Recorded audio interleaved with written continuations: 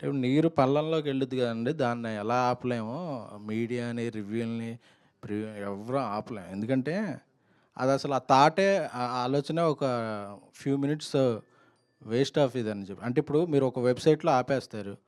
ఆ వెబ్‌సైట్ అతను వెబ్‌సైట్ పేరు లేకుండా గోడ సినిమా పోస్టర్ ముందు నించొని రివ్యూ చెప్పేస్తాడు. అదెలా ఆపుతారు? సరే జర్నలిస్ట్ చెప్పడు. సోషల్ మీడియాలో కొద్దిగా ఇన్‌ఫ్లుయెన్సరో లేతే ఎవరో అతను చెప్తాడు. ఈ సినిమా బావుంది, బాగోలేదని.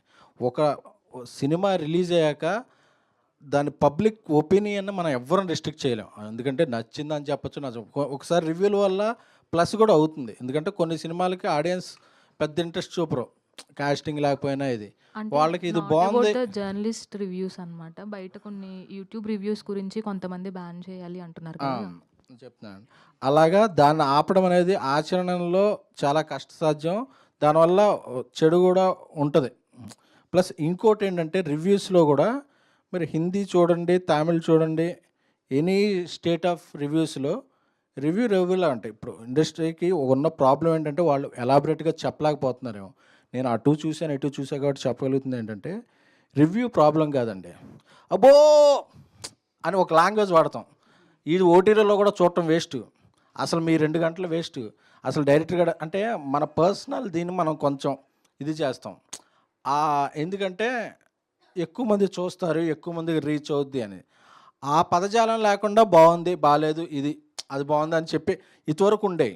ఇప్పుడేంటంటే ఎక్కువ మందిని ఆకట్టుకోవాలని, ఎక్కువ వైరల్ అవ్వాలని కొంచెం అది ఎళ్తుంది. అది ఇబ్బంది కలుగుతుంది. దానివల్ల ఎక్కువ మంది ఆపాలంటున్నారు గానీ అందరిని కూర్చోబెట్టి, లేదు సార్ మీకు నచ్చింది నచ్చిందని చేయండి. నచ్చకపోతే నచ్చలేదని చేయండి. అందుకని చెప్పి ప్లస్ 3 రోజులు ఆపక్కర్లేదండి. మార్నింగ్ షో అయ్యాక రివ్యూ ఇవ్వండి అంటే సరిపోద్ది. ఎందుకంటే కొన్నిసార్లు రివ్యూస్ తెల్లవారుజామున చూసేస్తారు. అబ్రాడ్‌లో అక్కడ నలుగురు, ఐదుగురే ఉంటుంటారు కొన్ని థియేటర్స్‌లో. ఆ పూర్తి థియేటర్‌లో చూసిన రెస్పాన్స్ రాదు. అదే మన కూకట్పల్లిలో మా మామూలుగా ఒక మల్టీప్లెక్స్‌లో చూస్తే ఆ రెస్పాన్స్ థియేటర్‌లో ఉంటది. అలా రెస్పాన్స్ లేకుండా చూసిన రివ్యూస్ దీన్ని పూర్తిగా ఇవ్వద్దని చెప్పటం కాదు. ఇది ఇలా చేయండి అనేది ఎందుకంటే ఎవరిని పూర్తిగా ఆపలేము, పూర్తిగా ఇది చేయలేము.